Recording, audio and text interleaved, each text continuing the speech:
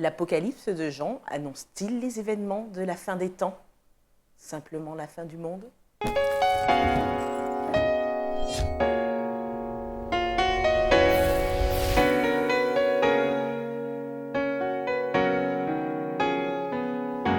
Bienvenue chers amis dans votre émission Autrement dit. Pour cette première étude autour du livre de l'Apocalypse, nous voulons tout d'abord vous remercier de votre soutien exprimé. Merci de suivre Autrement dit. Tout au long de ce trimestre, nous aborderons le livre de l'Apocalypse qui est le dernier livre de la Bible, en compagnie d'ailleurs de Marvin et d'Éric pour aujourd'hui. Bienvenue à vous deux. Merci. Alors c'est vrai que l'Apocalypse suscite bon nombre de questions. Certains d'entre nous ont sûrement eu peur d'entendre déjà ce terme. Et à la lecture de ce livre, pour ceux qui ont tenté en tout cas de décrypter le livre, ce livre semble être un peu mystérieux. Il semble y avoir beaucoup de codes, de symboles. On voit des bêtes, on voit plusieurs êtres, voilà. Il y a beaucoup de messages donnés et on peut ne rien comprendre simplement ou être lassé par tant de codes. Alors, pour essayer de comprendre d'où vient ce livre, qui a révélé ce livre, quel est ce livre, qu'est-ce qu'il fait dans cette Bible où il dénote complètement des autres livres de la Bible? Le livre de l'Apocalypse est très particulier. Si on doit le comparer à un autre passage biblique, un autre livre de la Bible, on pourrait l'associer au livre de Daniel. C'est une littérature qu'on qualifie d'apocalyptique. En fait, c'est vrai que dans notre société moderne, l'Apocalypse est associé à... Le terme apocalypse est associé aux catastrophes, aux dérèglements et à la fin du monde. Le terme lui-même signifie révélation. C'est une révélation de Jésus-Christ et ça correspond tout simplement au premier mot du livre. Et généralement, dans la Bible, les premiers mots du livre donnaient le titre également au livre. Donc dans Apocalypse chapitre 1er, le verset 1er, le premier mot c'est révélation. Révélation de Jésus-Christ. Oh, merci pour ce terme révélation, mais qu'est-ce que le livre révèle alors?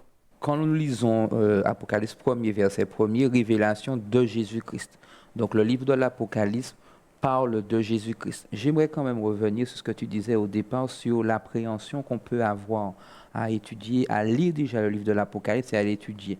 C'est vrai que lorsqu'on s'arrête simplement aux idées que nous avons sur ce livre, finalement sur le thème de l'Apocalypse, donc finalement événements catastrophiques, on peut simplement se freiner. Mais dès le premier verset du livre, l'auteur nous dit révélation de Jésus-Christ que Dieu lui-même a donné pour montrer à ses serviteurs les choses qui doivent arriver bientôt et qu'il a fait connaître par l'envoi de son ange à son serviteur Jean. Le livre de l'Apocalypse a été donné de manière à pouvoir présenter Jésus, son ministère, son retour et ce qu'il fait pour nous. À quoi doit-on s'attendre alors à la lecture de ce livre, puisque c'est une révélation de Jésus-Christ pour annoncer ce qui va venir, c'est ce que tu as lu. Donc à quoi s'attendre? On peut dire que le livre de l'Apocalypse va présenter l'avancement du plan de Dieu pour le salut de l'humanité. Jésus est venu sur terre, il est mort, il est ressuscité, et les évangiles présentent cette séquence très bien. L'Apocalypse va présenter la séquence suivante, on peut le dire ainsi. Jésus dans son ministère au ciel, dans son intercession et dans la façon dont il intervient jusqu'à la fin, en particulier dans le cadre du grand conflit où son peuple se retrouve en première ligne et où il va soutenir, accompagner et finalement délivrer par son retour et sa manifestation en gloire. Donc c'est vraiment la dernière phase du plan du salut et la façon dont le Christ agit pour et avec son peuple. Alors est-ce que tu veux dire par là que la toile de fond, le fil conducteur de l'Apocalypse, c'est le ministère de Jésus en somme? Inévitablement, si tu me permets, Oui, puisque la Bible, dans son contenu, la Bible tout entière présente justement ce ministère de Jésus, l'homme qui a été créé, l'homme qui prend son indépendance vis-à-vis de Dieu, ce Dieu qui manifeste son amour pour les hommes en offrant Jésus, Jésus lui-même qui fait une promesse, Jésus qui s'en va, donc Jésus qui laisse aussi une mission. La Bible entière parle justement du ministère de Jésus. Et il est en toute somme logique que l'Apocalypse puisse aussi mettre en évidence ce ministère. Comme disait Éric, à un moment particulier, en attendant le retour de Jésus, puisque c'est vrai que bien souvent, la notion de fin du monde est associée à une catastrophe, Oui, la destruction. la destruction, mais la fin du monde, c'est le retour de Jésus, puisque nous nous préparons au retour de Jésus. D'ailleurs, dans Jean 14, verset 1 à 3, Jésus, avant de partir, va laisser cette promesse où il dira qu'il reviendra. Il s'en va, il va préparer une place et il reviendra chercher ses disciples. Donc oui, le livre de l'Apocalypse, comme le reste de la Bible, présente le ministère de Jésus. Si le livre de l'Apocalypse est aussi simple et qu'il nous présente le ministère de Jésus, pourquoi le coder ainsi? Il est simple dans sa cohérence avec l'ensemble des Écritures, comme on l'a dit. Jésus a promis de revenir, l'Apocalypse apporte les éléments qui attestent de ce retour. Mais je pourrais encore rajouter que dans l'Ancien Testament, il y avait déjà cet enseignement du retour du Christ à travers le service du sanctuaire. Il y avait ce souverain sacrificateur qui devait sortir du lieu très saint et retourner vers le peuple. Maintenant, pourquoi est-il codé? C'est cela la question. Pourquoi est-il codé? Il y a plusieurs raisons qui expliquent cela. Tout d'abord, on peut citer une raison, je dirais, locale, primaire, dans le sens où quand Jean écrit le livre de l'Apocalypse et il l'envoie aux églises, il le fait en temps de persécution, où l'Empire romain applique et mène une certaine persécution sur les chrétiens. Alors pour que le livre ne soit pas peut-être censuré, peut-être intercepté et empêché de circuler, l'enseignement qui est donné est, on le dit ainsi, crypté, codé, pour qu'il n'attaque pas forcément de front le pouvoir impérial qui pourrait alors décider de le mettre de côté et de l'empêcher de circuler en quelque sorte. Maintenant, au-delà de cet aspect, je dirais, historique, le livre est codé et permet à chacun, je le crois, d'étudier la Bible plus en profondeur. Vous savez, on le dit souvent, l'or, on ne le trouve pas à la surface de la terre, il faut fouiller, c'est pareil pour le pétrole. Alors, il y a dans la Bible des enseignements simples et basiques qu'on trouve aisément en ouvrant le texte et en étudiant, en lisant même.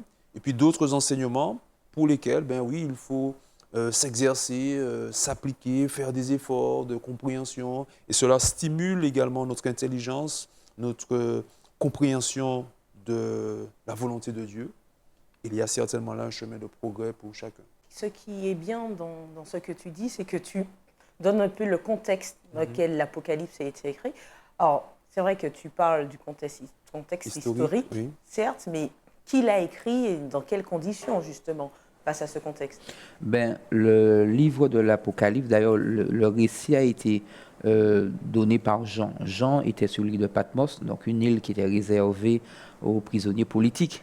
Donc Jean, disciple de Jésus, avec ce message particulier qui dérange à la fois chez les Juifs, mais aussi chez les Romains. Donc Jean est sur cette île et Jean, avec tout ce que cela suppose comme conditions de privation, de difficultés, et Jean se retrouve dans cet environnement et reçoit cette vision, reçoit ce message à diffuser à des chrétiens de différents lieux, de manière à les encourager. Déjà, s'encourager lui-même, parce que je crois qu'au milieu de la difficulté, lorsqu'on se trouve aux prises avec toutes ces difficultés, on a besoin parfois d'un encouragement. Et Dieu donne à son serviteur cet encouragement et l'invite à aussi transmettre cet encouragement. Puisque pour preuve, je prendrai Apocalypse 1er, verset 19, il dit « Écris donc les choses que tu as vues et celles qui sont et celles qui doivent arriver après elles. » Donc, puisque l'objectif, c'était de pouvoir diffuser. Vous avez dit que c'est le message du Christ, son ministère un peu, et qui annonce le temps à venir. Tu parles d'encourager les églises, en somme, mais comment allier cet encouragement avec le ministère du Christ et la fin de ce qui doit arriver? Il est vrai que si on replace l'Apocalypse dans son contexte historique, les chrétiens vivent un temps de persécution. Et alors, Christ, Jésus, veut leur apporter ce message de réconfort. Quand il se présente à Jean dans cette révélation du chapitre 1, au début, il se présente comme celui qui marche au milieu des 7 chandeliers. Il y a là un symbole, puisqu'on a dit que le livre est codé et crypté. Le symbole, c'est le Christ qui marche avec son Église, au milieu de son Église, qui est présent. Et il se présente effectivement comme celui qui est vivant, qui était mort, mais qui est vivant. C'est donc une façon d'encourager, d'affermir la foi de ce peuple qui vit la persécution. Il n'est pas seul. Jésus est avec lui. Il est, au verset 18, le premier, le dernier, le vivant. J'étais mort, et voici, je suis vivant au siècle des siècles. Je tiens la clé de la mort et du séjour des morts.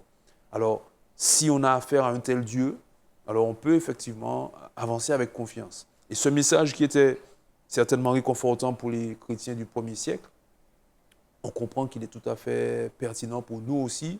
Nous ne vivons pas encore en contexte de persécution, mais nous voyons que les circonstances font que cela devient de plus en plus difficile pour les chrétiens de vivre leur foi en toute sérénité. Cette volonté qu'a Christ de pouvoir rappeler une des promesses qu'il avait faites à son peuple. Dans Matthieu 28, versets 18 à 20, où Jésus donne l'ordre de mission, il va terminer au verset 20 en disant « Et voici, je suis avec vous tous les jours jusqu'à la fin du monde. » Ici, en se manifestant de cette manière à Jean et en l'invitant à transmettre ce message, il rappelle cette promesse qu'il a eu l'occasion de faire à ses premiers disciples, d'être toujours avec eux, de les soutenir. Est-ce que vous pouvez nous apporter une lumière sur la structure même du livre? On comprend bien que c'est un encouragement, que c'est le ministère du Christ qui est dépeint dans ce livre, mais l'Apocalypse a plusieurs chapitres, il y a une évolution de plusieurs tableaux que l'on voit. Je dis bien tableau parce qu'il y a plusieurs scènes. S'il y avait un sommaire à faire, voilà, pour ce livre-là, que serait ce sommaire? Le livre de l'Apocalypse commence avec ce chapitre premier qui est une révélation effectivement de Jésus-Christ à l'apôtre Jean, où il va affirmer sa divinité et sa présence avec l'Église de l'époque de Jean, mais aussi avec l'Église qui va traverser l'histoire, avec l'Église universelle à travers l'histoire. Et de ce fait, il y a 7 lettres qui sont envoyées aux Églises. Les lettres correspondaient effectivement aux Églises du temps de Jean, mais parce que le chiffre 7 est aussi un chiffre symbolique pour marquer une plénitude dans l'œuvre de Dieu, on comprend qu'il y a là également cette période de l'histoire chrétienne. Et à chaque période de l'histoire, Jésus a un message spécifique pour son peuple.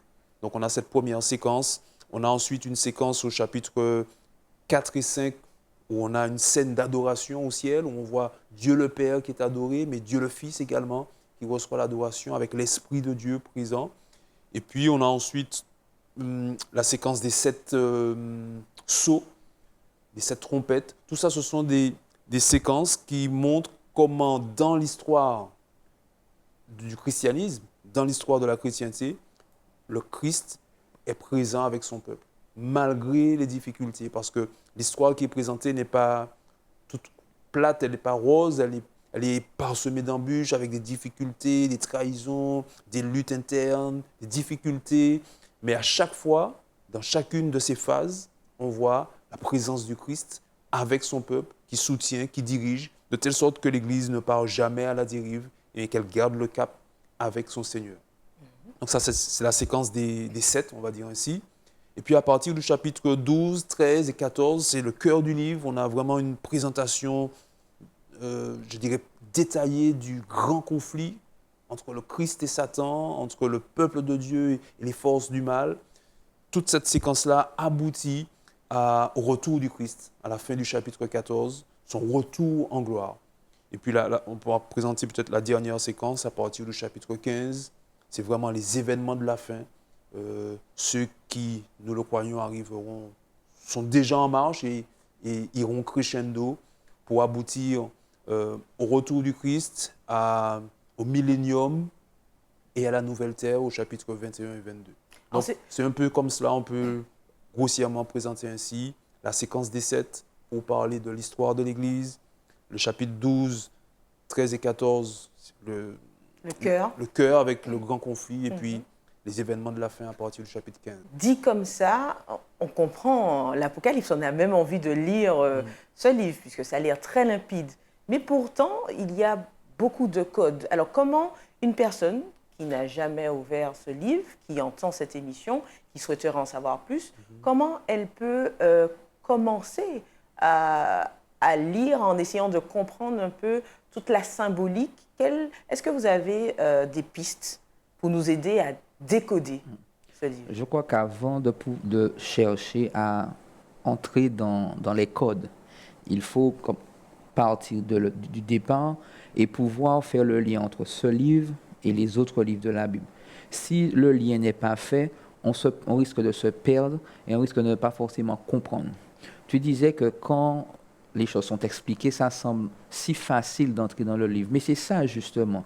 Aujourd'hui, on a suffisamment de connaissances et de recul pour pouvoir, au fur et à mesure d'une étude approfondie, découvrir les richesses. C'est vrai qu'il peut sembler difficile de prime abord, lorsqu'on se retrouve face à un code, de pouvoir en découvrir l'explication.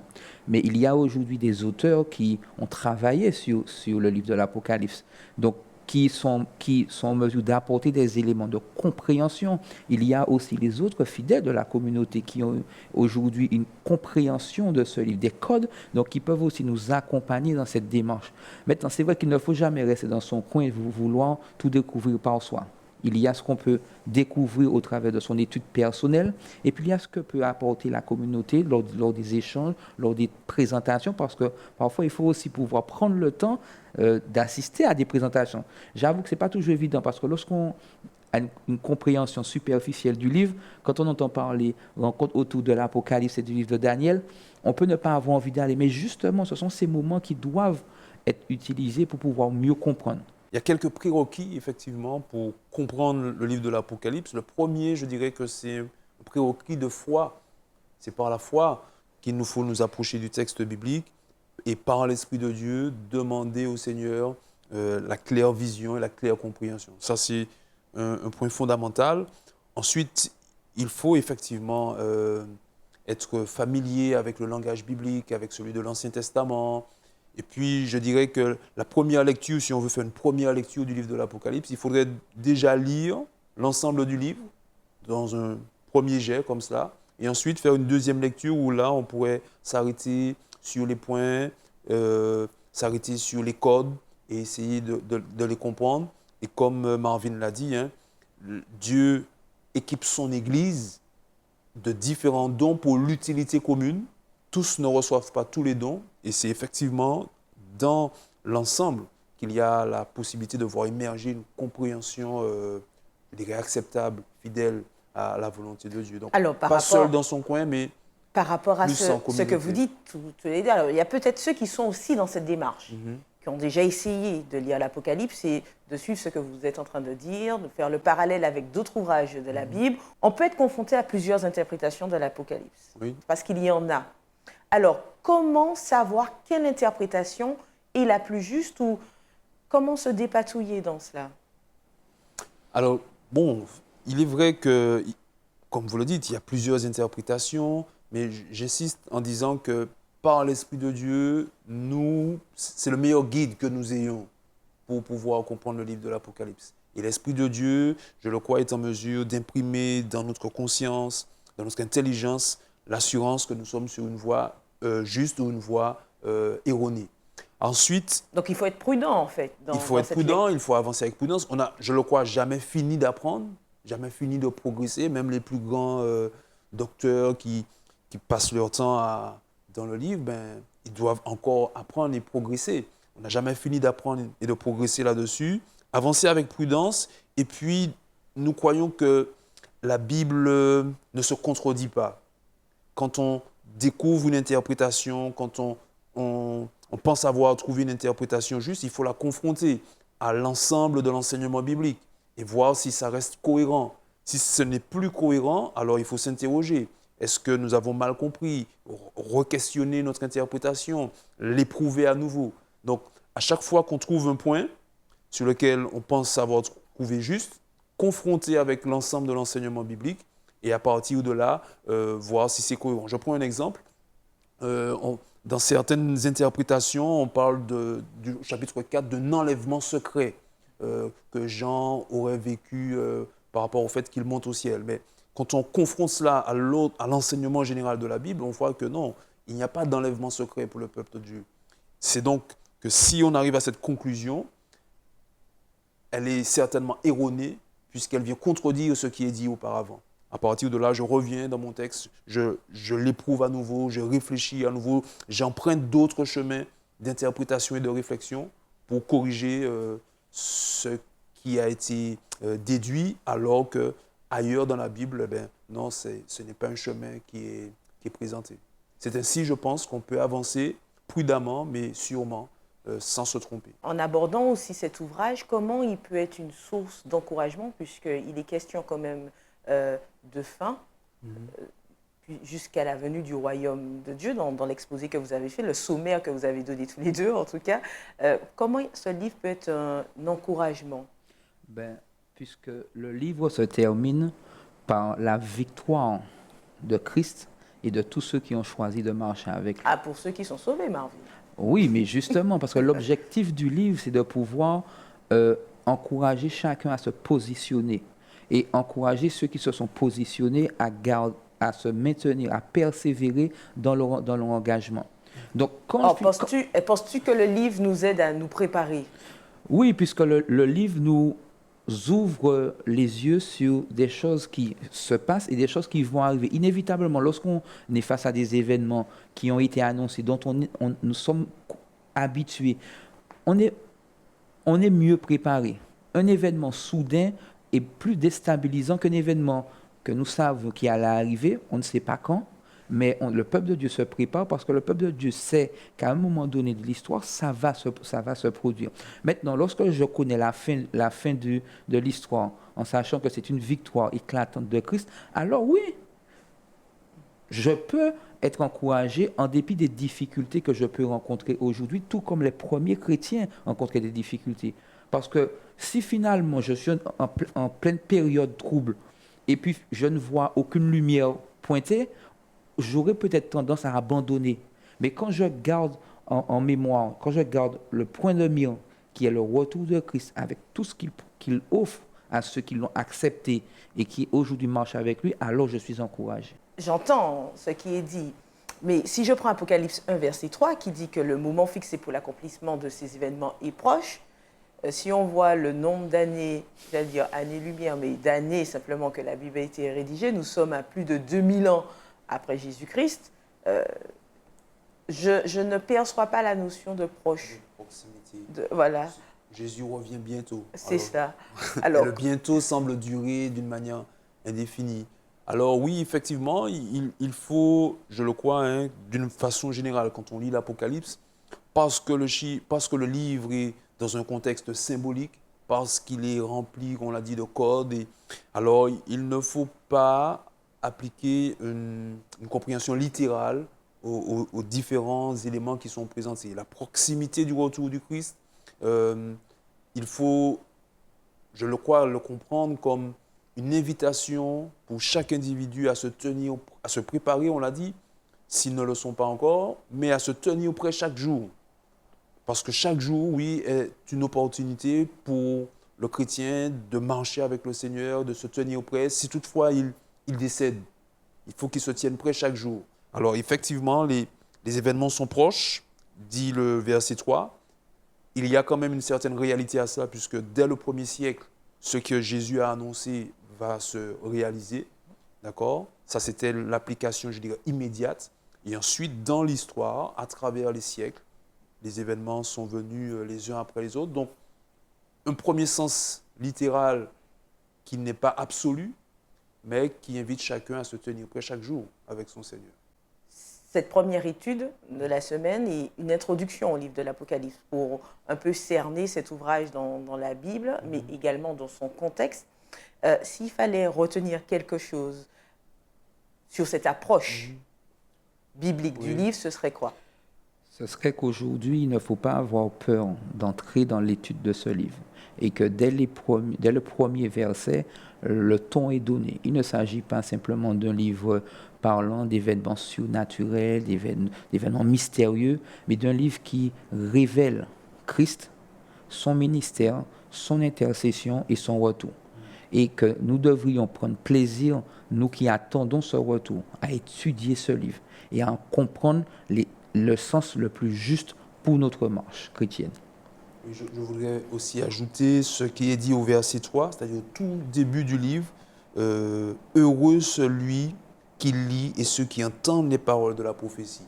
Cette même parole de bénédiction, parce qu'on peut aussi traduire béni soit celui qui lit, ces versets sont repris à la fin du livre, au chapitre 22. Béni soit celui qui lit, qui entend et qui garde les paroles de la prophétie. Donc le livre est placé du début à la fin sous la bénédiction de Dieu. C'est donc sans crainte qu'on peut s'y engager pour l'étudier, pour comprendre. Alors il est vrai que ce n'est pas simple, mais la difficulté ne devrait pas nous faire reculer, au contraire. Elle devrait plutôt nous stimuler et nous encourager à avancer. Merci Eric, merci Marvin, merci à vous de nous avoir suivis. Restez avec nous pour continuer cette étude autour du livre de l'Apocalypse. Nous vous invitons d'ores et déjà à lire semaine après semaine les différents chapitres de cet ouvrage.